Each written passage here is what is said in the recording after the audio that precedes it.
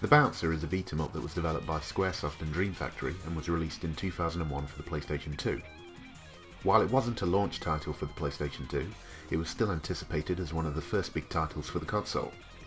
Despite a big marketing push from Squaresoft and its huge coverage from the press, the sales of the game were disappointing, as the total units sold fell just short of 350,000. From a narrative perspective, The Bouncer is a fairly straightforward but boring story, with the added circa 2000 JRPG weirdness thrown in to add flavour. The story takes place in the fictional city of Edge, where a group of three bouncers, Cole LaFoe, Volt Kruger and Sion Barzard,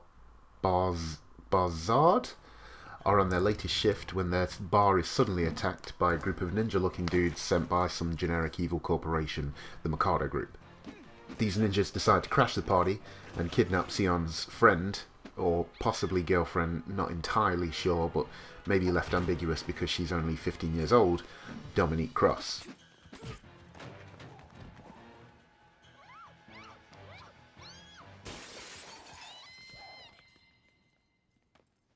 At this point the game turns into a damsel in distress story where Sion, Ko and Volt chase the Mikado Group all over town and even end up in space at one point. Yep, you heard that right, bouncers in space. Also, there's a lady who can turn into a panther whenever she wants, but never mind that. There are plenty of twists and turns in the story, all of which are either predictable or just confusing, but a lot of it falls flat due to poor writing and terrible voice acting. This time, I'll make sure I finish you off, along with your friends. You don't stand a chance. You will never get the girl back!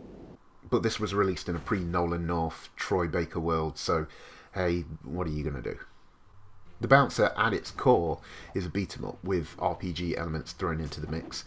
This was a strange choice from Squaresoft, as it was released in a weird time when the golden age of beat-em-ups had long gone, but it still hadn't been long enough for anyone to miss the genre. Essentially, the game boils down to a series of very short battles against 3 to 6 of the usual beat-em-up opponents, security guards, ninjas, robots, etc. You've got a variety of attacks at your disposal, such as high, mid, low and jumping attacks, which allow you to perform a series of light attacks by tapping the attack button, or a heavy attack by holding the attack button down. After each battle you'll collect bouncer points, also known as BP, which is basically XP, and you'll spend these points upgrading your health, attack power or defense, as well as unlocking new special moves for your character. However, while the unlockable moves do add a variety to the combat, it still lacks punch, excuse the pun, and you can get through most encounters by simply mashing the buttons. I do have to give credit to one aspect of the combat, however, and that is the Ragdoll Physics that feature in the game, which at times are spectacular. For each battle you'll get to choose which of the three heroes you'll fight as and earn BP for, allowing you to change your character from time to time if you wish. However, in all honesty, some of the later sections of the game require you to progress alone, so having one character who is leveled up appropriately is much more useful than having three characters with slightly raised health bars. It's also best to stick to one character throughout the story, as there are different parts of the story that are revealed based on who you choose, and the campaign is criminally short. Not again! I'll teach that thing a lesson. While the story mode was probably intentionally made short and sweet, as the game is clearly built to be played multiple times with all three characters, my total playtime from start to finish was barely over 2 hours. I can kind of see what Squaresoft was going for with this title, offering different cutscenes depending on your character, allowing you to carry your leveled up characters over to the next playthrough, but the combat is so repetitive and the enemies are so bland that I don't really feel the need to go through it a second time to see what I missed. From a technical standpoint, The Bouncer is pretty much what you'd expect from a 2001 PS2 game. The character models look okay, unless you're talking about the character designs themselves. Here we have a demon biker gang reject. Here we have a lady who looks like she's walked off the set of a 2001 Destiny's Child music video.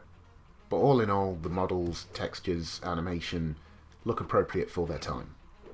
Overall, The Bouncer isn't a bad game, it just feels like a shallow one.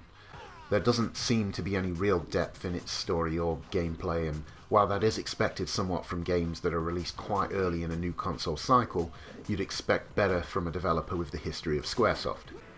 At its best, The Bouncer is a mildly entertaining beat-em-up with a so bad it's good story that definitely doesn't overstay its welcome. There is fun to be had with the title for one playthrough, but ultimately it feels like a Squaresoft side project that isn't worth much more of your time than that.